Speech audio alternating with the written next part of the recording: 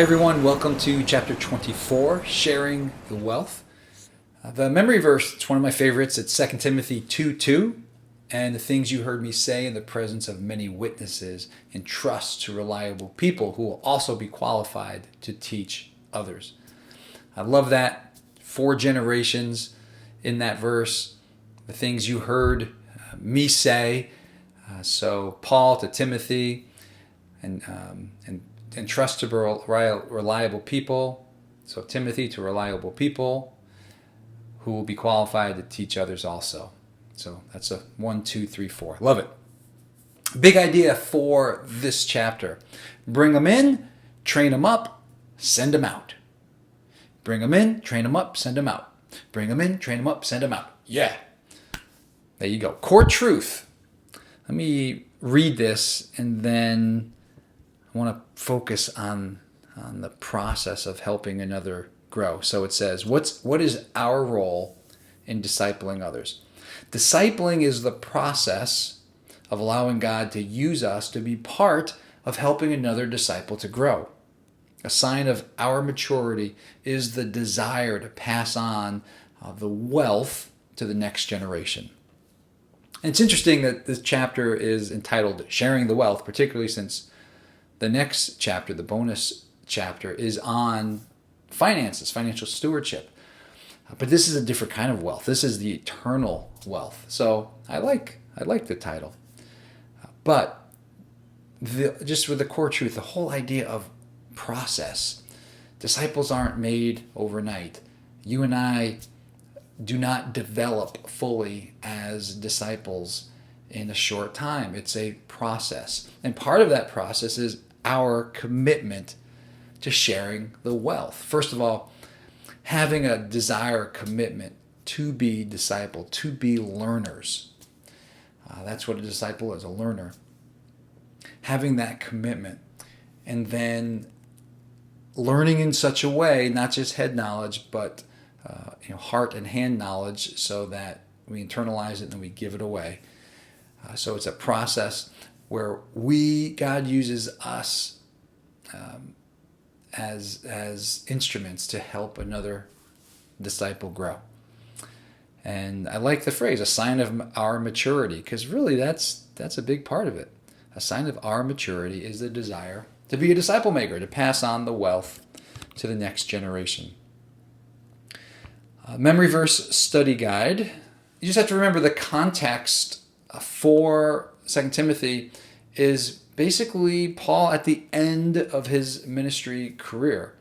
So in many ways, these are some of his last words. So it's going to be what is most important to him. He's going to want to share. It's one of his last shots to share his heart, to give instruction. So that's significant to know in terms of what he shares. And I want to look at number 4 and 5. Number 4 says, Timothy is to look for those who are reliable. What qualities should you look for in a future discipling partner? And I used this before, but I like to use the word fat. Look for people who are fat, faithful, available, teachable.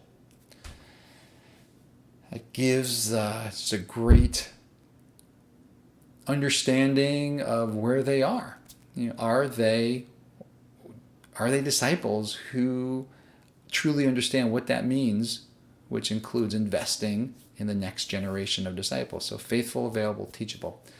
The second part of that asks, does this mean that some Christians are not suitable for a discipling relationship? Why or why not? Aha! I wrote, all Christians are suitable, but all Christians may not be in a season of life that allows them to participate. Or they may not be giving disciple making the priority it needs. So in one sense, they just may not care. But in another sense, they may be very passionate and may be very meaningful to them, but for a season of life based on maybe their own physical health or what's going on in school or career, or if they're a parent, and that fluctuates different seasons. So there may be seasons where That's on pause in terms of the direct intentionality. Now, there still are ways that we can and should be making disciples, even in those challenging seasons. We have opportunities if we're students and overwhelmed with work and assignments. We're still interacting with professors, and we have peers, other students. So how can we make investments into them? That may look different than a Discipleship Essentials group or something similar, but still it's a mindset of wanting to learn and equip others. And then number 5, William Barclay has said, and I think we see this in the reading later, every Christian stands as a link between 2 generations. How do you feel about being in that link? And I wrote, I love it. I love that quote. I'm excited and honored and eager. Yeah, I'm pretty passionate about this topic. The inductive Bible study. So this is from Thessalonians, 1 Thessalonians 2, and I want to focus on questions 1, 2, 3. Number 1 says, read 1 Thessalonians chapter 2, 1 to 12. Read Acts 16 to see the treatment of Paul and Silas in Philippi, the community he visited just prior to going to Thessalonica. What impresses you about Paul and Silas? Okay, I wrote many things.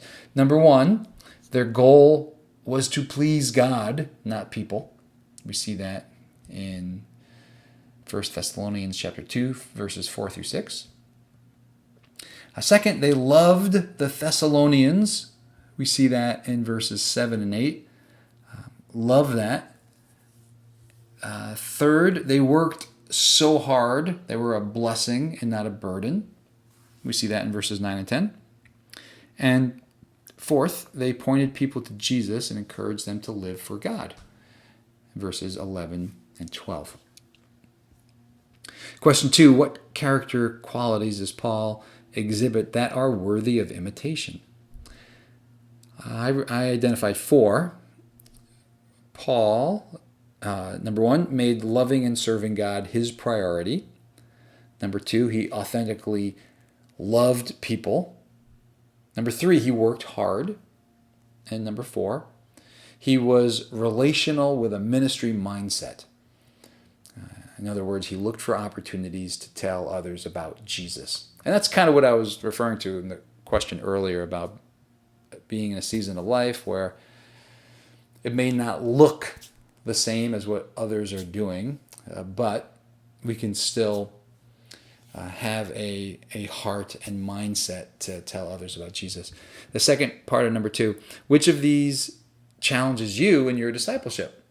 And I wrote, I want to have an ongoing ministry mindset, less about me and more about God and others. And then I added, with healthy limits.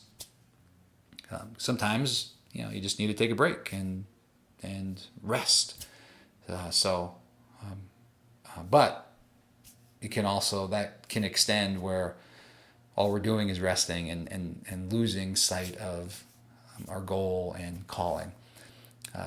So I want it to be less about me, more about God and others, but I still want to have healthy limits. And then number 3, what was Paul's method of instilling these qualities in the Thessalonians? Notice verse 7 and 11. This is beautiful. Number 1, like a nursing mother. So with great care. That's from verse 7 and verse 11. Like a father, one who protects and provides. And then the reading, I just want to walk through Paul's strategy of ministry, walk through the highlights, Paul's model and method from this section.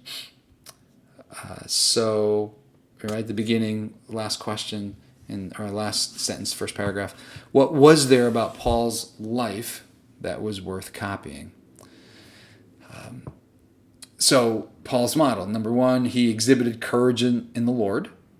Verse 2, Paul's message and motives were true. Verse 3, Paul's conduct was above board. Verse 4, Paul spoke to please God, not people. I mentioned that earlier. And Paul was not out for personal gain, verse 5.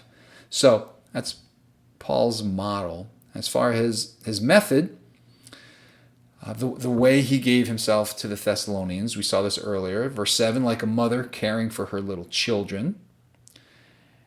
Verse 8, they shared, he said, not only the gospel of God, but our lives as well. I love that combination of here's God's word, here's my life, bringing these together. And at the end of that paragraph, I highlighted discipling is a process of investing oneself in someone else for an extended period of time. So these groups, that's a very thing. You're together a year and a half. That's an extended period of time where you're investing in one another. And then number 3, as a father deals with his children from verse 11. So the last sentence in that paragraph, a discipler encourages, comforts, and urges his or her pupil toward more mature godliness. And then this next section was great. Paul's strategy of ministry versus the churches. Paul's style is the opposite of what we often attempt in the church today. Wow. And this is so true.